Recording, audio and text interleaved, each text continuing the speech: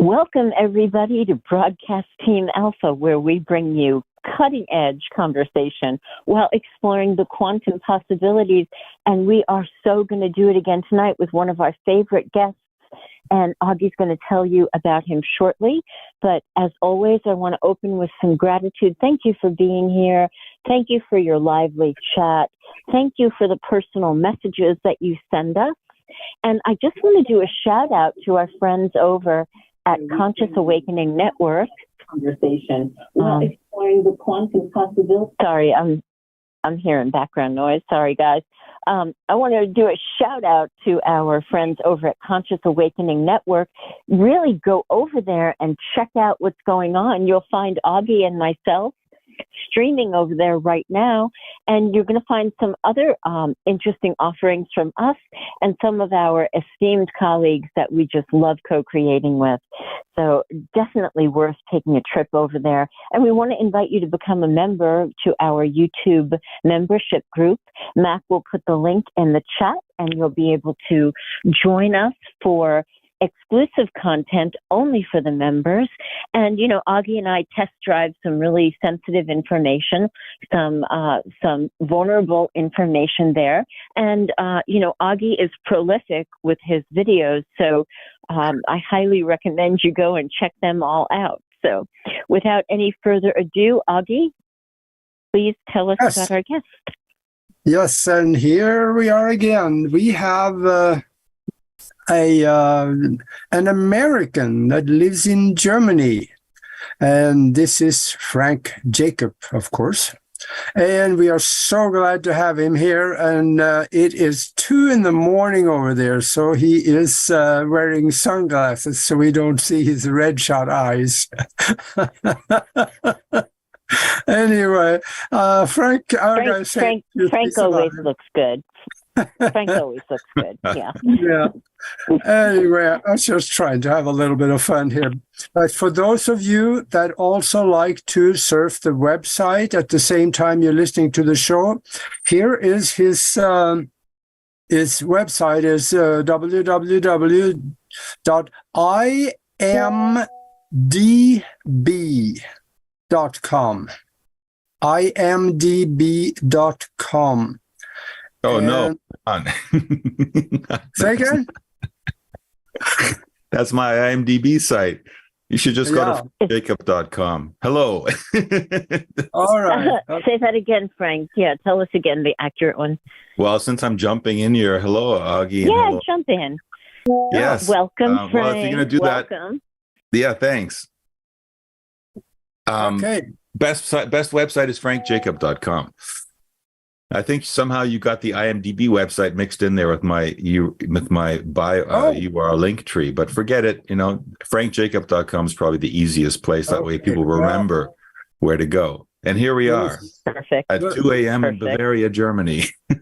Yeah, we'll see to that it is in the text below, so it'll be there. But I do want to say a couple of few things about Frank, because he is really out there. Frank is an international award-winning filmmaker, and most known for his films on The Ultimate Rush, Solar Revolution, and Packing for Mars. And I just, here a day ago, I watched Packing for Mars, and I tell you folks, you gotta see that movie because it is so real and it is so good. And he is also sought after guest on radio, TV guests, and he is a frequent speaker at conferences. And he's going to be here in the United States in Las Vegas here in about 3 months or so for a big conference up there. And I'll have him speak a little bit on that.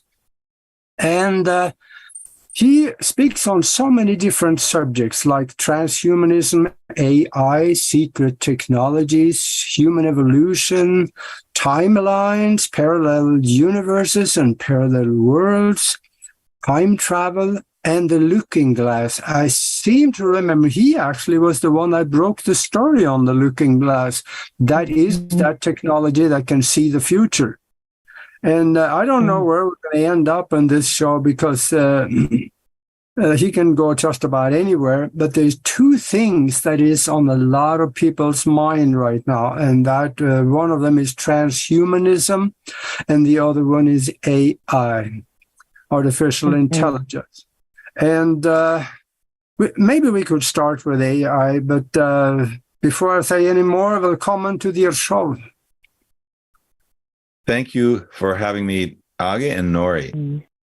Of course. Thank you.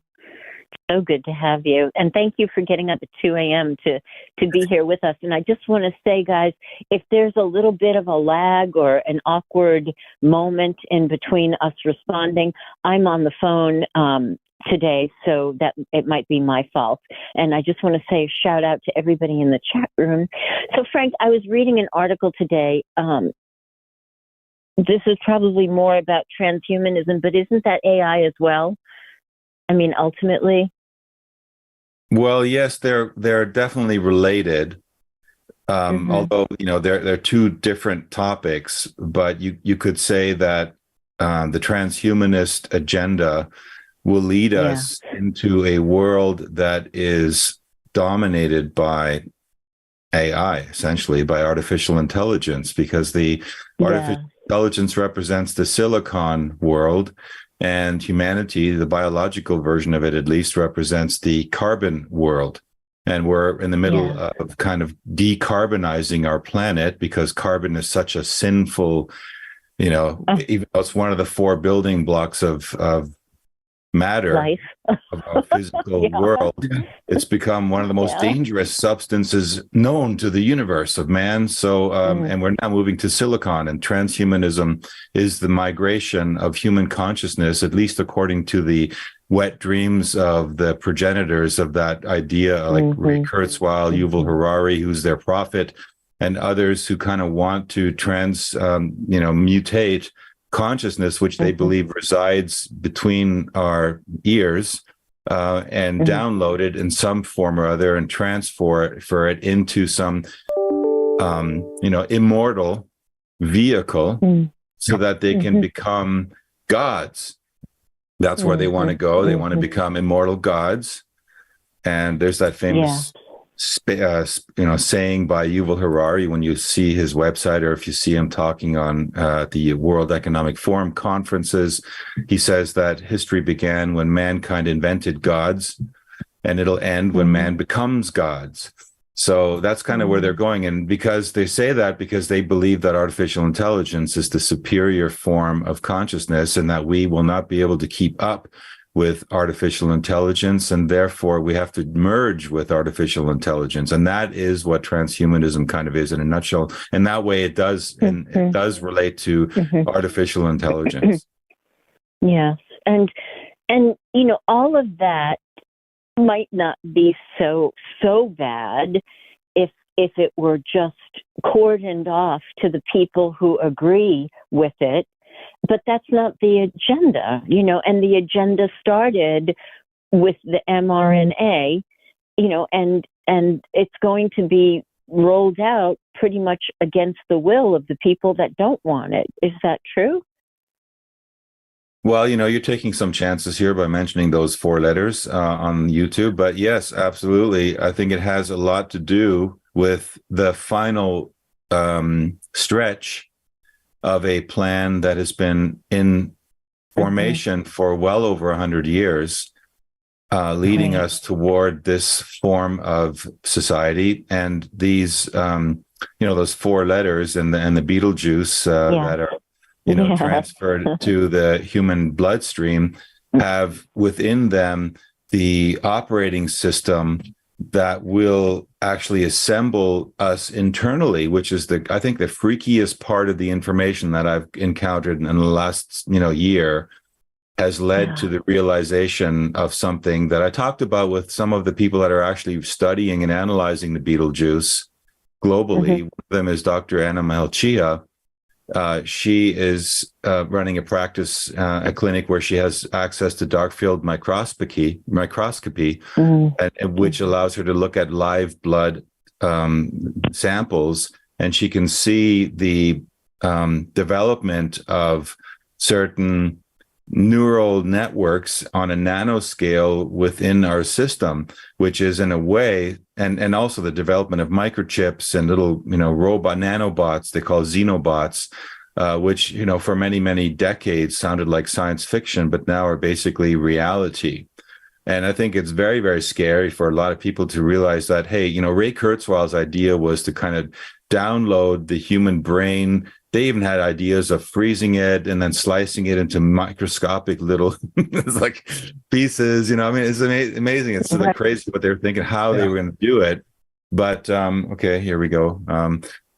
So what's happened is that it's gone from the idea of a physical, transferring our brains. Like some people even thought cut their heads off, freeze it, cryogenically, and then in 300 years, when they figured out how to transfer your brain into a hard drive, then thaw it. But now with this new technology, which we're talking about, it's really an operating system to convert substances which have been accumulating in our bloodstream. Like I've been saying, this goes back a long way for really decades. And which is, I can even show you a quick screenshot, if it's all right. Just, you can see some of the latest nanopathology studies that have been done. Here's one by Antoinetta Gatti, and she's showing that, toxic metals in the body are among the highest rise in unexplainable particles. And they're shown here by these red different dots here that I've marked. Those are aluminum, barium, lead, and uranium, they have no place, they have no business being in our bloodstream. But what's happening is that the Betelgeuse contains an operating system which actually then will assemble those things into those strange microchips that we're talking about. And that's not crazy, because there's even in their own patents, here's a quick screenshot as well of that. That actually confirms something I've been thinking a long time, that it's an operating system technology that they've injected, that's what's going to actually internally build us into these future potentially. This is just my theory. I'm still looking for the answers from the experts. But there's even when you look at the last Terminator film called Genesis, I was shocked. I think back last fall, I was doing some research and I was tired at night. And sometimes I just want to put on something and vegetate and not think at the end of the day. And of course, this film, I hadn't seen the last Terminator with Arnold. So what do I see in that film? A scene where there's this guy that, this guy that comes back in time who, Arnold comes out and, blows him away, and they scream at him for, they thought he was a good guy. Well, no, he isn't. And what happens? He's lying there in a pool of blood, and the blood congeals back into his body, and he gets up and he goes, he shakes himself back out of it. He goes, well, that hurt, right? And he's talking about the technology. They're showing the technology, as Hollywood do, of what this Betelgeuse is actually doing within us right now. And I'd like to know that. That's one of the questions I had for some of the German health minister politicians, about like, hey, what is all this stuff that we're being is being filmed and photographed and stuff? So we'd like to know. I'm sure many people would like to know, because we weren't asked. No one asked me and said, hey, Frank, do you mind if I just put this stuff in your blood and build you into a robot from within? Is that all right with you? Nobody asked that, right? So, okay, August biting at the I got to remind us that we're still on YouTube. Right, we're on YouTube, but I'm trying to carefully steer away from... No, you're doing a great job with your language. Yeah. I'm being vague. I'll steer away from it so we can get back into... Very nice. And essentially, we want to stay away from conspiracy theories, people, that, that the Betelgeuse is what it is. But it is funny that you're finding all these things, they're being photographed, and it seems to lead to that one conclusion, which leads us back to the topic of what you started with today, which was transhumanism and artificial intelligence. Yeah, and I think it was the CEO of Motorola, or I think it was one of the major cell phone companies. It says by 2030, it says, we will no longer need to carry these things around, because it'll be all throughout our body, and all we have to do is to think about somebody and set a mental sequence in place, And bingo, we have mental contact with them through the internet, the cloud, and to the other person. Right. Wow. Well, this is what Yuval has been talking about. He's been talking about how we've now penetrated under the skin and that they're actually converting us into they've got patents for this stuff, where they can read your body's movement and they can generate a score and, figure out where you are geographically. So that they can tie you into another important aspect of the transhumanist society is to get us all kind of tied into a database where we have our biometric ID connected to our social media, to our bank accounts, to our presence out there in the world. And, this is, I think, one of the key elements that is going to make this all possible for them is to convince enough people to kind of enter into this virtual world, this virtual reality. They call it the metaverse. Yeah. And I've even got a couple of screenshots here. Like the metaverse is something here, like you're seeing now the Apple Vision Pro was just released, right? And many thousands of people were drooling all over this technology, and it's essentially, it's a quantum leap even from where Zuckerberg wanted to go with his Facebook metaverse, which is essentially trying to kind of get us into a virtual holographic world, a simulation, so that we begin to explore the world simply wearing goggles or whatever they're going to give us. Maybe it'll be even less, invasive, and they'll just bring us to a point where we are digital beings. It's the first step toward transferring our physical bodies into a digital body. Eventually, I guess they are really thinking that we will move away from the biological being because they see that this is the scary part, right? Nori and Aga, they see our bodies as something that's inferior, that's flawed. They look at us as a series of code. The DNA is just simply code, which is hackable. Yuval Harari calls us hackable animals. You can just, look on YouTube and you'll see lots of speeches where he talks about us as only being hackable animals. And so that this is how they view us, because let's not forget that the majority of scientists out there are living in an atheistic, heliospheric, or heliocentric, version of the universe where there is no creator. There's only just the Big Bang and everything happened by accident. And so, there's no creator and no guiding force, then, and they can decipher how the creation was built, how the matrix, what all the, the magic behind the matrix, let's just say, then they can try to hack it and make it what they call better, right? They think they can hack our DNA and they can eliminate diseases. They can, people that have lost limbs or have become, handicapped or compromised by some injuries or some whatever, they can fix those things. And of course, that's very enticing. And it's very interesting for people to think that, hey, wow, I could become an invincible, perfect person. They could fix all the genetic flaws. Okay. And now this is very enticing. And of course, I'm not going to say that somebody who's missing a limb isn't going to be interested in this technology. And in fact, the cutting edge of the research on the technology is in that direction. So they're going to sell us on this technology for altruistic purposes.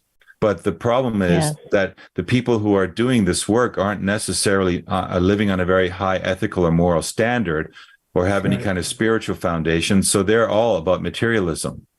And if there's no body that comes in and sort of says, wait a minute here, like, everything you're talking about sounds great, but let's not forget, like, if you're talking about genetic flaws and you're talking about health issues and problems, you can actually trace those to dietary bad dietary practices and the way our society's been built up on artificiality, on preservatives, on chemicals in our system. If we eliminate all that stuff when we get back to nature, our bodies actually are virtually invincible. I mean, they used to live hundreds of years, as was documented. And there's no reason to think that we couldn't make an evolutionary leap at our genome level, on a biological level, to enter into kind of a superhuman state without having to adopt artificiality. but they're not telling us about that, because that's the more difficult, disciplined way of getting there.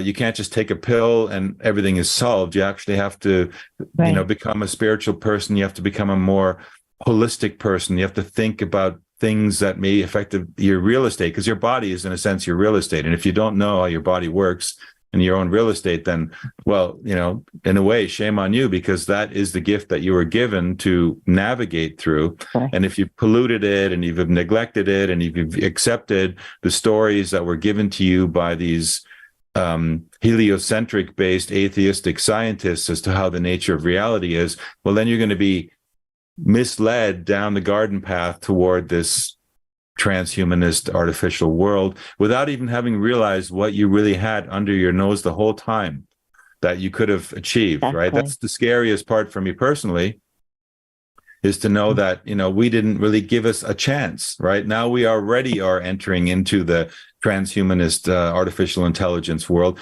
without even having a chance to have developed who we really are as human beings to our fullest capacity. Exactly. And I was thinking before, when you were talking about or Augie was talking about whatever they're going to put into each other's heads so that we can think about each other and have communication with each other through the computer. Well, there's a lot of us out there who are starting to practice that right now, and being diligent about honing our spiritual life, so that we can do that without having to have something artificial put in our head.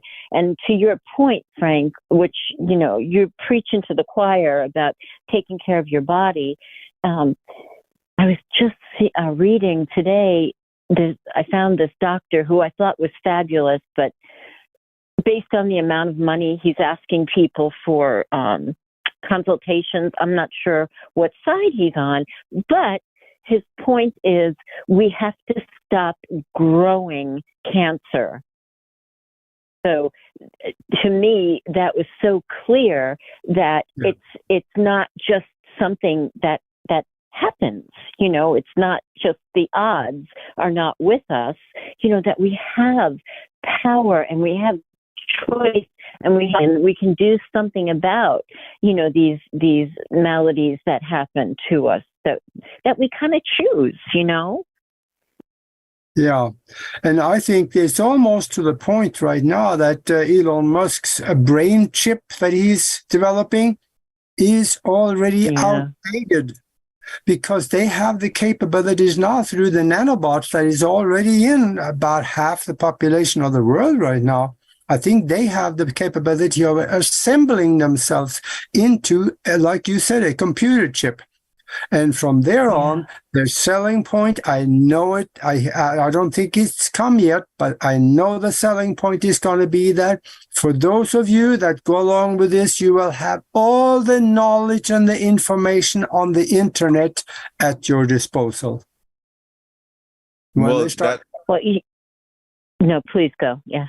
No, you're right. I mean, that's their selling point, and it's clear because we're talking about materialists here, and selling is an important part of materialism. And the neural networks that we have in our brain are actually being emulated. I mean, it goes back to the 50s and 60s and the famous Delgado experiments, where he took a bull, in a raging bull in a bullfight, and by hooking them up to sensors, he was able to pacify this back in the 1960s. So, this technology and this research has not stopped then. It just has been expanded since then. And it's kind of like really crazy, this kind of Frankenstein, world that they've developed, because I was just, I had every now and then, and I mean, actually, what am I saying? Quite often in my life, I pick up on people on the other side of the planet or someplace else. Just, like I think of a person, and if I'm clear and if I'm still and not, my brain isn't just flustered with gazillions of ideas and thoughts and things like that, I pick up those things, and it's amazing. Then all of a sudden, like, for example, I was just thinking of somebody that knows the inventor, that knew the inventor of the chronovisor personally and spent many hours with them. And they're living in another country. And we spoke, I think, about half a year ago. And then we kind of left it like open, like, hey, we should reconnect at some point. And then just the other day, I was with Tanya Maidenford together, who's my partner, the production partner in our films. You mentioned Packing for Mars earlier. And I was saying, hey, we should actually reconnect with this person. And I'd been receiving a bunch of calls the last couple of days, but we're so heavily immersed in post-production on a new project that I've been ignoring everybody. I've just been, not answering. And sure enough, I went back in my phone log and there was a call from this person. And I traced it back really to the moment that I was thinking about her. And if that's not proof of our telepathic ability, I don't know what it is. What is? And this isn't unusual. This happens to me quite often, which means that we all have inherent in us the internet, the biological internet, the neural network that exceeds outward, outside of our bodies, into outside of time and space, and where there is another dimension which we function from. And in that dimension, we can also communicate with each other. And that is outside of time and space, like I said, and that means that it's instantaneous and it's not bound by the laws of physics as our bodies are. And again, it's just a shame that we're not exploring this more actively, but instead are choosing a limited form of reality, which is fixed inside of the dimensions of time and space. I will ask anybody listening out there a simple question. How many times have you had the phone ring and you think of somebody at the same time and you grab the phone and that's that person? It happens not all the time, but it happens ever so often to people. Yeah, it does. We covered it in our film Solar Revolution. Yeah. It's right there in front of us if we recognize it. So, Nora, Frank, you sound like you want to say something. Nora? I do. The, Musk and, all those guys, are they going to get these implantable products, or are they just going to sell them and implant them in other people? What do you think? I'm just, a lot of people ask that question about Elon Musk, and it seems like he's one of the good guys, but then again, he does things that make it seem like he's not one of the good guys. And it just, all these technologies that he's been developing, the answer for me is that he can't be tuned into real truth, or at least he can't be aligned with presenting the real truth to the world, because he keeps selling us on technologies which are obsolete, such as using rockets to get to Mars and SpaceX and all those things. Doesn't he know that teleportation has already been a reality? Doesn't he know that we no longer need rockets to get outside of the bubble around the planet and travel and to other planets and things like that? Doesn't he know that? Like, a lot of people know that. Isn't he interested at all? And doesn't he realize that the guy whose cars he's named after, Nikola Tesla, already had made communications with beings from other worlds at the turn of the 18th to the 19th to the 20th century? Is he not interested in this? Does he not realize that there is such a thing as other forms of energy? So we don't need to use fossil fuels, or we don't need to use any kind of, like, I guess with the rockets they use oxygen, like hydrogen peroxide, and all these like outdated, obsolete, old-fashioned technologies are being developed by him on a large scale. Isn't he interested in maybe developing a form of energy which would be free, not only for him, and make it possible for him to achieve much greater goals with his space program, and at the same time revolutionize the planet by creating a form of energy freely available to everyone without having to destroy Mother Earth and the planet? Doesn't that interest him at all? And why did he spend $44 billion on Twitter and not $4 billion investment investment in setting up a campus where 10 of the most promising free energy inventors could get together with their backs held free to develop this new technology in a very public way, so that you couldn't just squash it or silence it or put them out of business. Is he not interested in that? This is one of the questions I have for an Elon Musk. Because why don't you open your mouth? He's opening his mouth about a lot of other stuff that is supposedly controversial, that people immediately call him an anti-Semite, or they call him like a pro-Trumper or whatever it is. That's like a nasty word these days. He's happy to jump on and provoke in areas of topics that have been declared safe controversial topics by the mainstream media. Right? It's like right? Yes. So it makes me ask: is he reading from the approved script? You know what I mean? Yeah.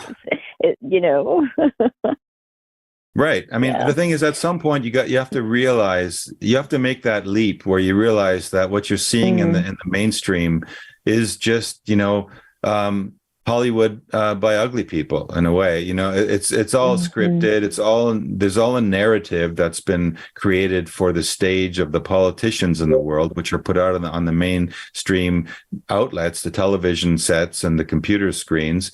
But when you think about it, I mean, it sounds they make these people sound so powerful. Like, oh my God, Putin is going to meet with Trump and the handshake, and like it's like, and they're all traversing on, and if you worked it out to the square mile of how much area those people actually move on, including their little parliamentary houses and their White Houses, whatever it is, there's probably less than 10 square miles of space that they use to, they move around on, and that's their stage, right? That they televise. And it seems like this giant global force. And yet the whole planet, by comparison, would make them seem like a grain of sand in terms of importance of physical size and physical displacement. And yet we have given them the power by giving our belief that they are something important, and that they have decisions to make that are worth listening to. And the minute we stop doing that, the minute it's over for them. They're resting on the idea that we're giving them their power by our belief in them. It's the same thing you could say that's going on. You saw this Bud Light controversy, right? People boycotted Bud Light, right? And then what did they do? They showed that Bud Light's stock tanked, right? They lost 25% of their stock value overnight, which translated to 300 billion in revenue losses, right? And everyone was like, right? We took down Bud Light, right? Well, you know what? Bud Light is just a small company within a greater umbrella organization where $300 billion means nothing. Okay, so it's not really going to hurt them. But what's interesting about the Bud Light thing is that it's a key to how we actually can topple the bad guys, because there's more of us than there is of them. Pure, sheer magnitude force of us versus them. And it shows you that if we were to say, for example, you know what? We're done paying taxes. All of us. We're going to boycott the IRS, all of us at the same time in America, right? 380 million people suddenly say, we're not paying taxes. Guess how long it would take for the IRS to tank? It would be over. The political system would end, because they're just sucking our energy, because we believe we still need to pay them. We still believe in some kind of that they need this money for the infrastructure, which they're not building. Last time I landed in America and got out of a plane and rented a car and got on the highway, it was like boom, boom, boom. I felt like I was in Beirut. I mean, you guys should come to Germany and drive the Autobahns. You don't feel, they say on the Autobahns, they have sign, slow down because there's a bump. And then I'm like, bump? What bump? Was that a bump? Like boom, that was it, right? For the next 50 kilometers, right? So, I mean, there's a difference, right? I'm not praising and proud of what's going on in Germany in the political spectrum, but I'm just making a bad example here. The thing is, we have the power to do something. And so so things like Bud Light are an incentive for us to kind of say, hey, we did it with Bud Light. There's something else coming on the horizon, CBDCs, digital currencies. We could say, no, we're done. We're not doing that. We're off digital. Forget it, people. We're not doing it. What are they going to do? If we don't cooperate, they can't do anything. It can do nothing. Exactly. So these are the kind of ways I think that we can, people always ask about solutions. How can we fix the problem? Yes. And one of the reasons we don't fix the problem, and I know you want to jump in here, Aga, is because we rely on this idea of the white hat. The white hat is going to come rolling into town, and they've already got the plan worked out, people. You just don't realize it. They're working on the plan, and just sit back, eat the popcorn, and drink your sodas. All unhealthy things, by the way.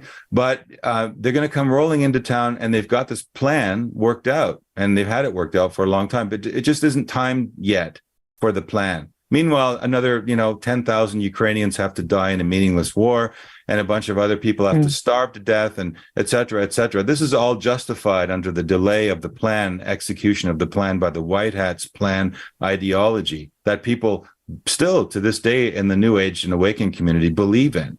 What they need to realize is that we are the White Hats, and the Bud Light, boycott is the example of how could be activated, all of us as White Hats, to shut down anything we don't agree with, anything, no limitations whatsoever. Exactly. Absolutely. So well said. It may get to that. It may have to come to that. But you mentioned something here about 45 seconds ago about cryptocurrency. And I'd like to have your opinion on how far do you think the government will force people to be part of that? I know they have ways to do that for people that is interacting with them all the time, like maybe Social Security and things like that. But private individuals that don't need anybody, independent, will they actually force people to be part of this, do you think? Yes, they will. Absolutely. They have to do it all or none. It's all in for them. There is no compromise. They have to move us onto a digital network connected with our biometric ID, because that is the next step in their execution, their plan.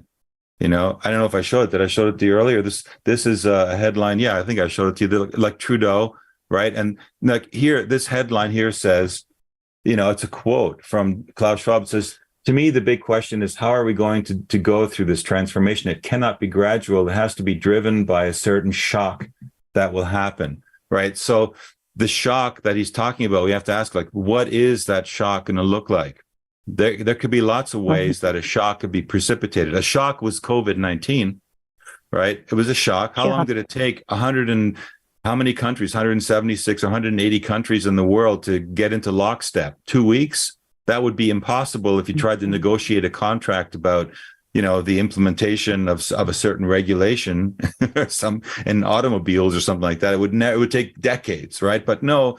They showed in this shock situation that they could convert us into a lockstep concept within 2 weeks' time if we had enough fear. And so fear is the ingredient. I guess, the way you can identify is when, what they're going to do is by the fear factor. How afraid are you of what's coming? And if it, like, for example, they've done studies to figure out how long people would hold out if they were not allowed to, like if their cash was worthless and they had to move to digital currency. There's going to be those people who put up a resistance. How long can they resist? What is the average? They've done studies. You know what the average is? 72 hours. Really? I was going to say 3 days, but yeah. So that's the average. That means there's going to be some hardcore people out there that will last a couple of weeks, and there's some people that are going to capitulate right away.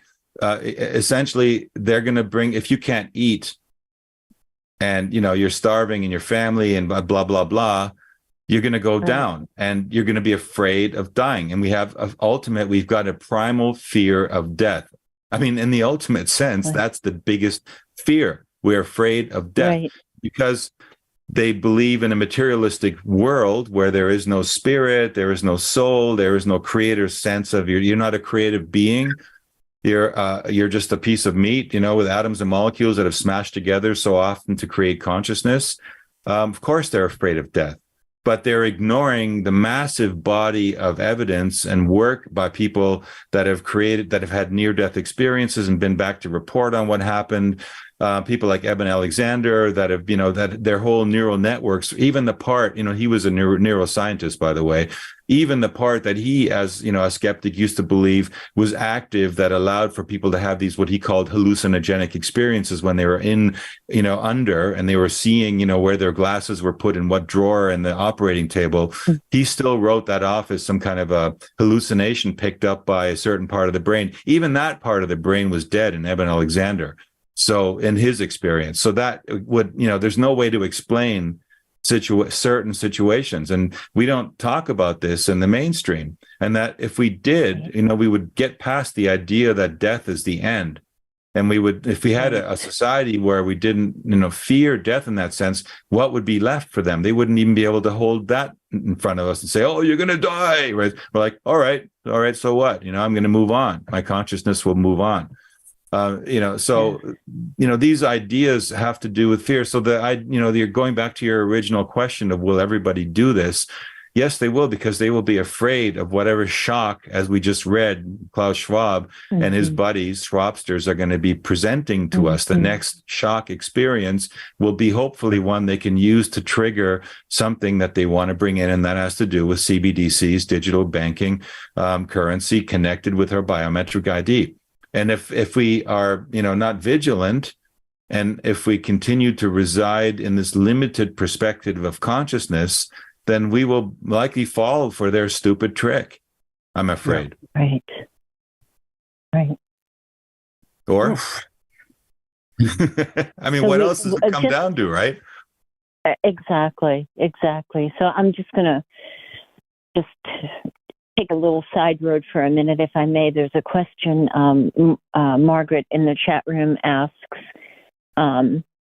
what technology are the super soldiers using to regenerate?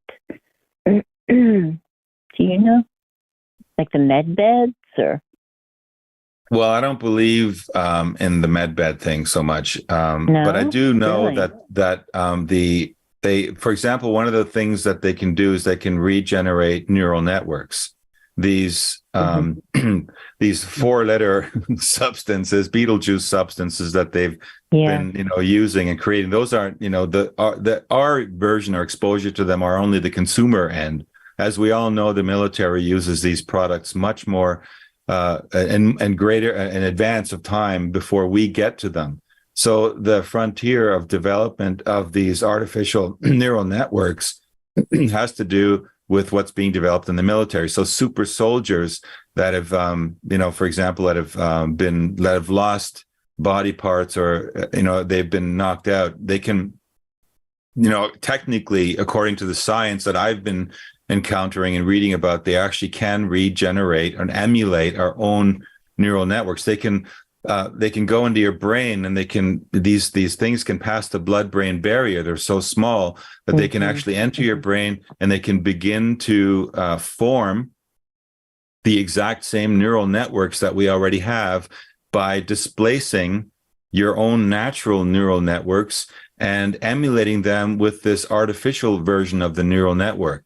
Once they've done that, the next feature or capability that they have is that they can program you from the outside. They can send instructions to you.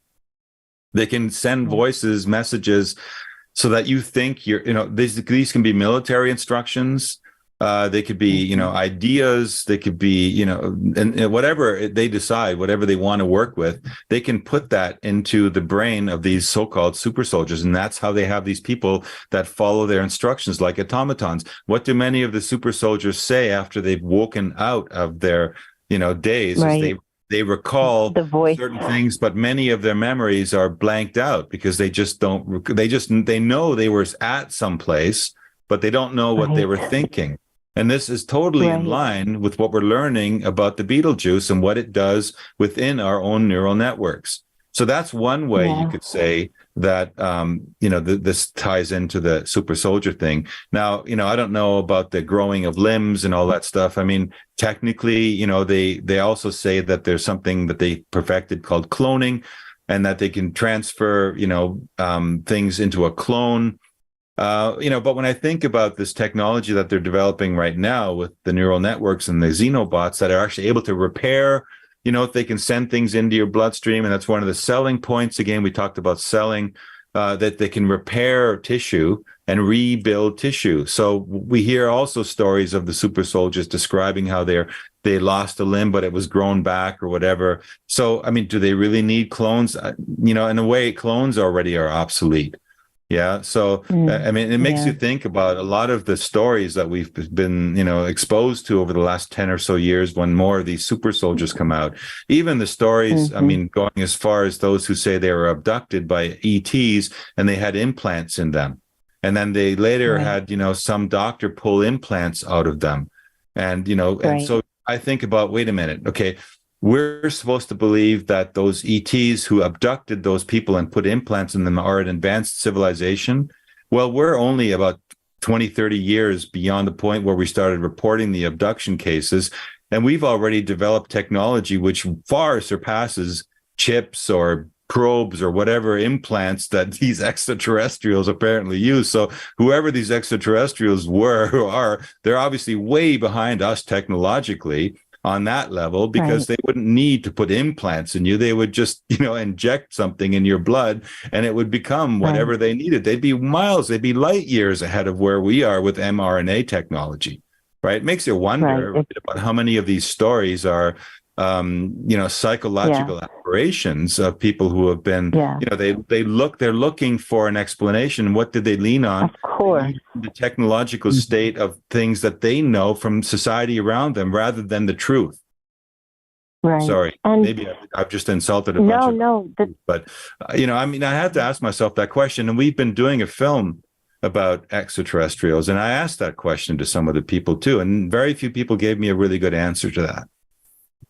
Yeah, and I don't want to proffer fear, but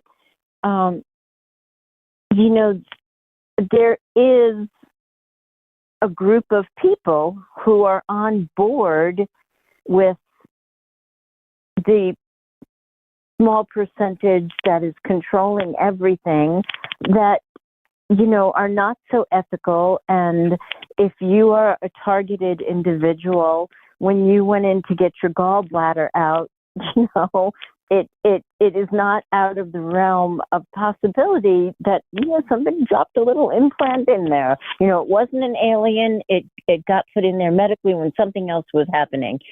And the other thing I wanted to talk about, because, there's so many people, and it's calmed down a lot now, but when it was first happening to so many people, it was the brain technology that was hitting them, and people were all over the internet saying, "Oh my God, this is happening to me. I'm seeing things, I'm feeling things," and that kind of calmed down a little bit.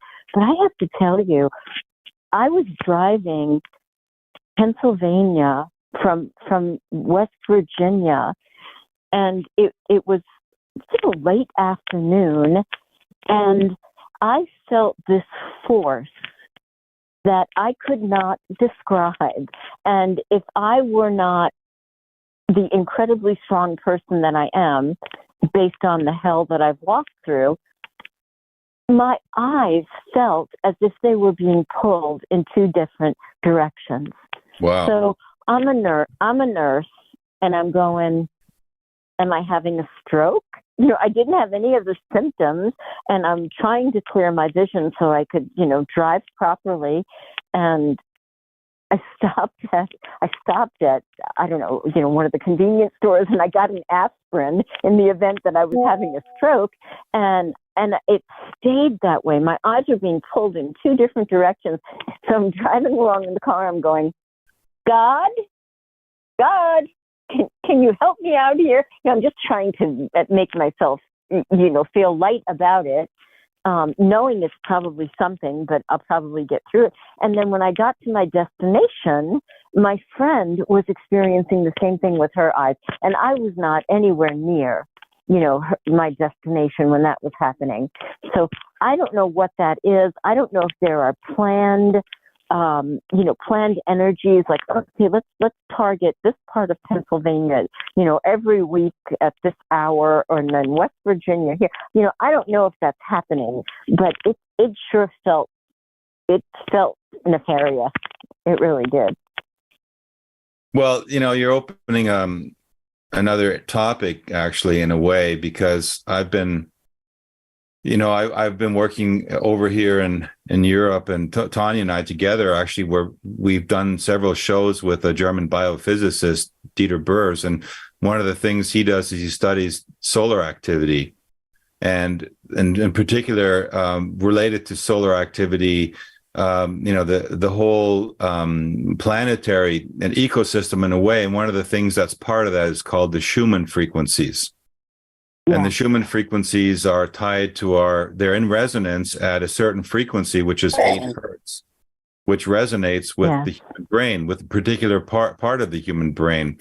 And if you look at what's been going on with the Schumann frequencies, I'll just put this up on the screen here. This is some recent data that is showing us that the measuring devices that are used to read the Schumann frequencies and monitor them are going off the scale to the point where they're just, they're just blowing out because they're not able to maintain reading energy levels as high as the ones that have been loading into the Schumann frequencies.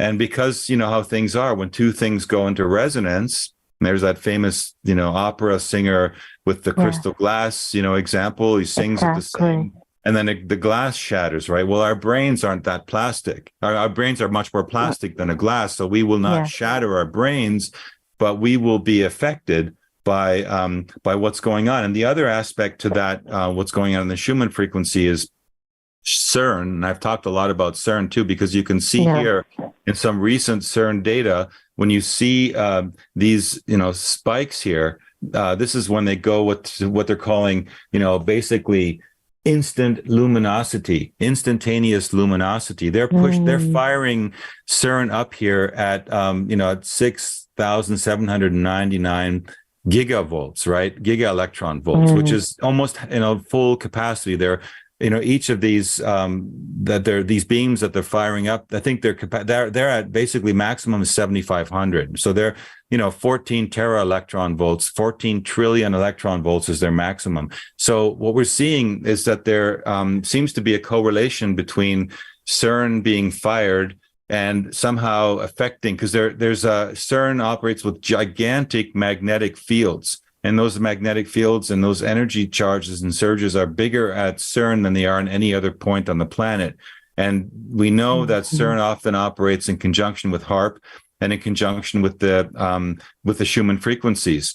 So is there a relationship between CERN and the Schumann frequencies? I mean, I'll leave that open. I don't want to be carrier or whatever, but I mean, there seems to be a lot of correlated evidence that it is. And the other thing that's happening is that right now the Earth's magnetosphere is diminishing, and we happen to be in a place in the cosmos where we're getting way more energy from the center of the galaxy than we've ever gotten in recorded history.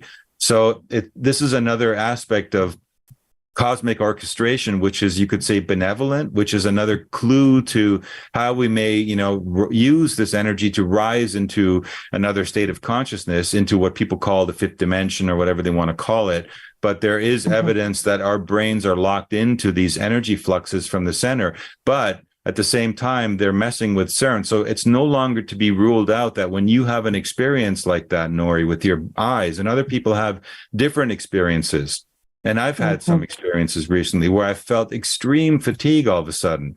And like, how am I going to get out of this state? I can hardly keep my eyes open at 3 p.m. And then, it's just no longer to be ruled out that they're not experimenting with us using the Schumann frequencies tied into our brains and affecting our brains and our consciousness as well. So, and then now I think about it, like, okay, those periods pass. And then in the recent, weeks, I've been full on, right? I've been on a speaking tour, and it's like constant go, go, go. And it's like, I'm cool. I'm fine. No problem. Right. So, it fluctuates. So first of all, I would recommend never getting too emotionally involved in what you did, like by saying, hey, God, what's going on? It's probably the best thing you can do is to, and I've been told by people that are psychic, that, hey, like, look, what you should do is you've got all these helpers around you and in the spirit realm. And I'm like, well, I never see any of them. They're like, well, they're there. So if you need them, ask for help. So I've started doing that, even though I don't know, I can't see them, and I can't rely on them, just like I can't rely on white hats. But hey, why not say, look, if you guys are out there, and you really do want to participate from your part of the dimension into ours, then I'm giving you permission. You can come in and you can organize things to make it easier to get rid of this, or to protect me, or to make something work in our favor. So I think that's something we should also practice, whether it's true or not, because what does it hurt you to extend you're an invitation to another dimensional being and say, hey, look, if you're there if you're there for my highest good, and if you're there to resonate with me and to work from your side of the fence toward this evolutionary leap that we're about to make, then let's do it. Rock on, bring it, and do it. And if you do that, and I'm sure you felt better once you did that too, because it has worked for me. It has actually delivered results. It does. And honestly, the minute I open my eyes in the morning now, because the benefits have been noteworthy, I invite them to help me, like just right from the beginning, right from the beginning of my day, and it, like you said, it can't hurt. It can't hurt as long as you're clear on who you're communicating with. Absolutely. Right.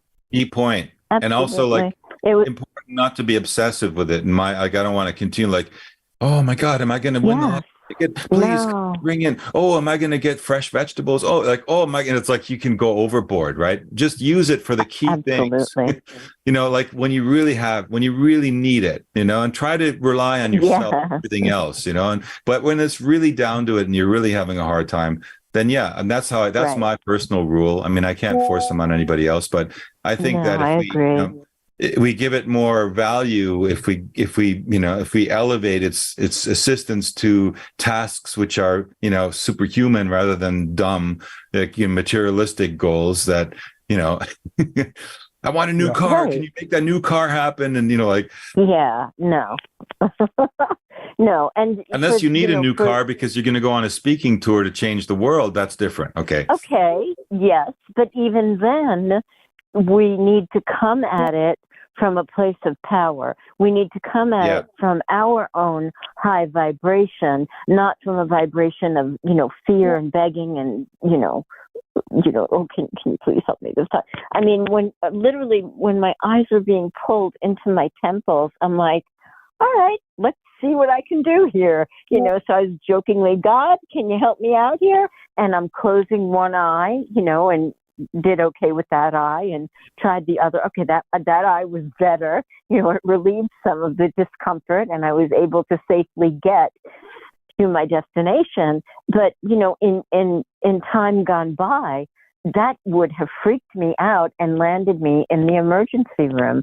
And that's so unnecessary. And my whole point is, a lot of what we're talking about is the powers that are trying to control us are looking to make us scared, just like the cryptocurrency, just like the GMO. And it's really, incumbent upon us to strap on our spiritual boots, strap on our unity, stay with like-minded people, stay close with like-minded people, and really try and come from a place of power, no matter what we see coming down the line. Sorry, I got on a soapbox. I'm sorry. No, awesome. No, I mean, I totally, wholeheartedly agree. It's just we have to realize that we are creative beings and we're so powerful. And we've been told that we're dwarves when we're giants. We just have all these abilities, and we just need to embrace those. We are we're the rulers of this earth, all of us together. We don't need rulers to tell us that they're the rulers and that we have to follow their rules. No, we are the ones that are in charge here. This is our planet.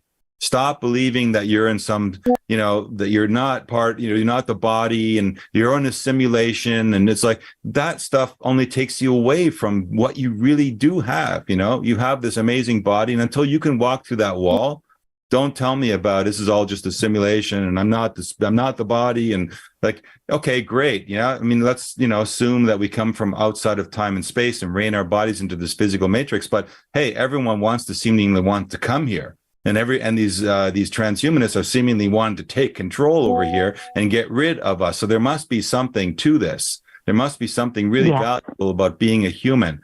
And maybe it's that we are the rulers of this planet and not them.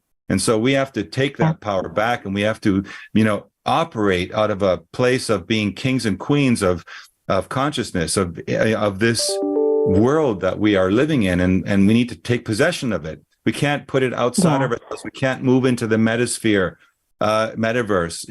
We got to stop believing these ideas of multi-dimensional universes and all this stuff.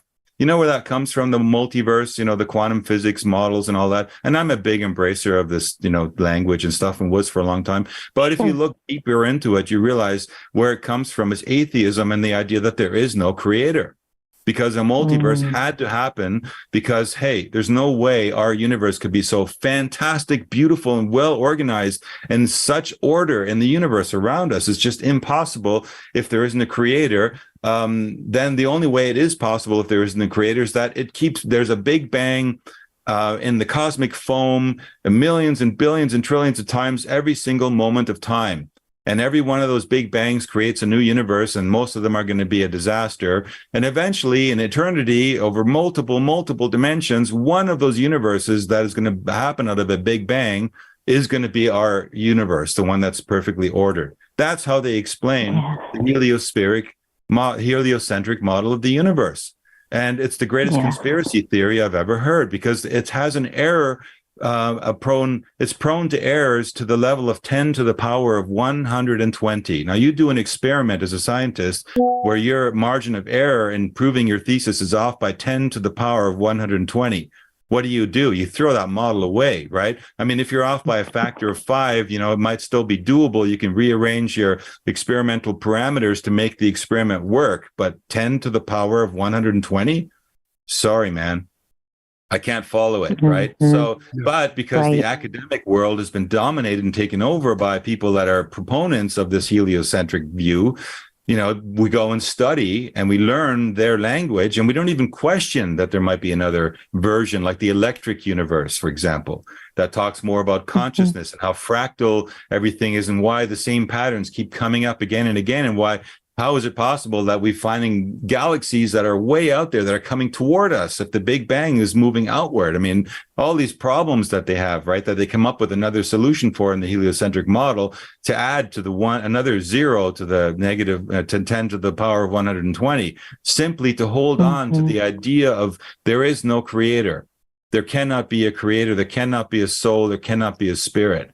So we have to, ditch that stuff and realize, yes, no, we are creators and we're very powerful, and we need to take control and charge of our universe. And that's the solution. That's how to get out. And we need to say no to the digital world, no to the transhumanism, the strong artificial intelligence, which is the one I think you talked about in the very beginning, Age, was, the one that's the danger, right? The strong intelligence is the one that's going to wipe out. Even the developers and scientists in artificial intelligence are warning us that artificial intelligence will lead to the extinction of the human race. Well, it's strong artificial intelligence. So we need to say, no, there's got to be a kill switch to the artificial intelligence that's doing this. We have to be in charge, and we have to learn how to figure out a way to bring artificial intelligence symbiotically, into to work side by side with us, not to dominate our world and to step into a silicon world and sell us short of what we really are as human consciousness. And that's our job, and many of us are laying down on that job. We really need to start doing more, and that involves both Joe Blow and Harry Hohandle down the street. They need to come off the couch and start doing something too. But by golly, we are out of time. Hey, we are. This is great. Great. Well, it's been good. It started off kind of, I wanted to say something when you were saying about my bio that I'm an American. Well, I've adopted Americanism to my, my being, but I'm actually not American. I'm actually Canadian. So, so you have it on the record for next time. But I'm a universal citizen. So, I'm now in Germany. I've lived in America. I've lived in Canada. I've lived in other countries. It's highly recommended to anybody to maybe move out of America and go try living someplace else, just to get a new perspective on how much brainwashing all of you are subjected to over there. You always make fun of the Russians, right? It's all the Russians and stuff, but who are brainwashing their people. Well, I mean, being outside of the American bubble, I can tell you, you guys are subjected to a lot of brainwashing, and you may want to take a look at that. Mm-hmm. Oh, yeah. That's a very good note to end on. Very good note to end on. Frank, thank you so much. You have got to come back in the very not too distant future and update us, because things are changing so quickly. And thank you for what you do. Thank you for, being out on the speaking circuit and helping to awaken those that are willing to awaken, because let's face it, not everybody is willing. So thank you so much. And Augie, you want to take us out? Yeah, and tell us one more time where people can find your publications and what you do. Okay, thanks again. Yeah, the best, easiest place to find me is my name, Frank Jacob, which, .com. So Frank with a K, Jacob with a C. And you should have links at the top of that website that lead you to my YouTube channel. And if you are interested in something I did last year called the Tale of Two Timelines webinar, you'd find a link to it there. And anything else, like you can reach out to me. There's a contact form on that website if you want to impart some messages, important information to me. I'm reachable. So that would be the easiest way. And I'm as you said, I'm going to be speaking at the Alien event in Las Vegas between the September 14th and 17th. So maybe we can, I'll give you a link or something. You can put that below. So if people want to get tickets or something and they get that link, then I might actually benefit from it too, because I think I'm supposed to get a certain amount of people there to offset my expenses. I've got to put it out of my own pocket to go there. And that's about it, I think, for now. That sounds good. All right, and folks, wonderful. Go and watch that movie, Packing for Mars. You are really going to like it. I'm doing that right now. Thank you. Links to those films are also on my website, by the way. We have Solar Revolution, Packing for Mars, Klaus Donner Chronicles. They're the antidote to the dumbing down of society. Good starting points, anyway. Sounds good. Really nice. All right. Thank you so much. Thank you, everybody in the chat room. Yep, thank you on the replay. We love you so much, and we'll see you Friday. Join us Friday, 7:30 p.m. for the grit and glory of ascension symptoms. See you then, guys. Bye-bye. Bye-bye.